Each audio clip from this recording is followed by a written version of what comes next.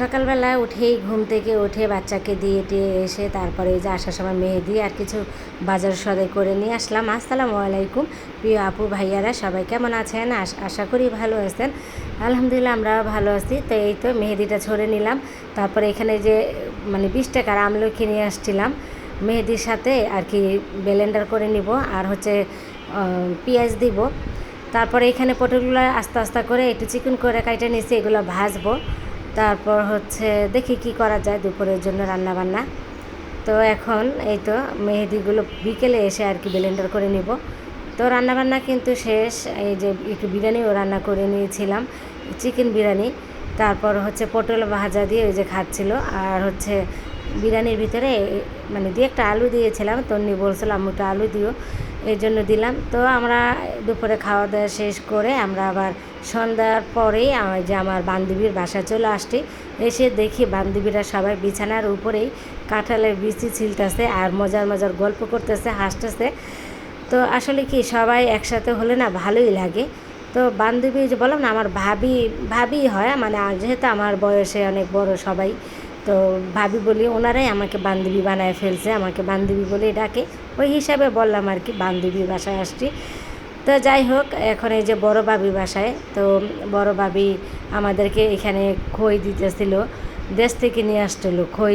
তারপরে হচ্ছে এইগুলো হচ্ছে ফলগুলো একটু নরম করে সুন্দর করে আর কি চিনি দিয়ে আমাদেরকে ওই যে খই দিয়ে খেতে দিয়েছে। আর আমি বললাম যে আমি তো চিনি খাই না, অল্প একটু নাকি চিনি দিছে। আর আমার এই ভাবিটা মিষ্টি এত পছন্দ করে, এমনিতে ফল ফুল দিছে, এমনিতে মিষ্টি, এর ভিতরে আরও চিনি দিয়ে দিছে।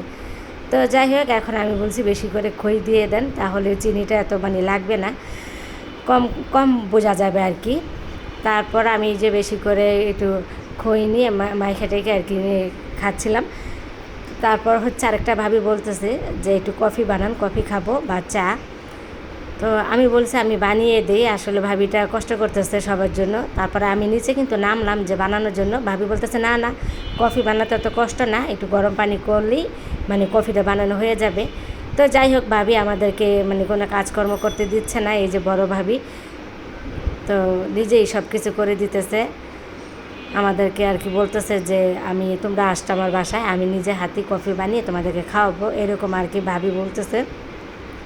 তো আমরা সব বান্ধবী একসাথে হয়েছি, এখন তো অনেক দুষ্টামি করতেছে আর হাসাহাসি করতেছিল এই আর কি। তা ভাবি ছেলে আবার পাশের রুমে, তো তা ভাবি বলতেছে যে করছে, দরজাটা আটকে দিই, তোমরা এত দুষ্টামি করতেছো। অনেক মজা হয় তাই না, সব একসাথে হলে ভালোই লাগে। তো যাই হোক, এই যে ভাবি আর কি কফিটা বানানো হয়ে গেছে একসাথে আর কি, সুন্দর করে বানিয়ে নিল। আর এই যে কফি যেই এটা, তো এখানে কিন্তু সব কিছু মিক্স করাই থাকে। তারপর ভাবিকে বললাম যে চিনি কিন্তু আলাদা দেওয়া যাবে না, কারণ কফিতেই চিনি আছে। তো আমাদের জন্য যে কফি টফি দিয়ে দিচ্ছে, আমরা এখন আর কি খাবো। তো আজকের ভিডিওটি যদি ভালো লাগে প্লিজ মনে করে সাবস্ক্রাইবটি করে যাবেন, আর হ্যাঁ, লাইক দিতে ভুলবেন না, লাইকটি দিয়ে যাবেন। আর আমার ভাবি নতুন ফ্ল্যাট নিয়েছিল, তো নতুন বলতে কি অনেক বছরই হয়, হয়তো বা আমরা নতুন ভাবির বাসা আসছি এই আর কি।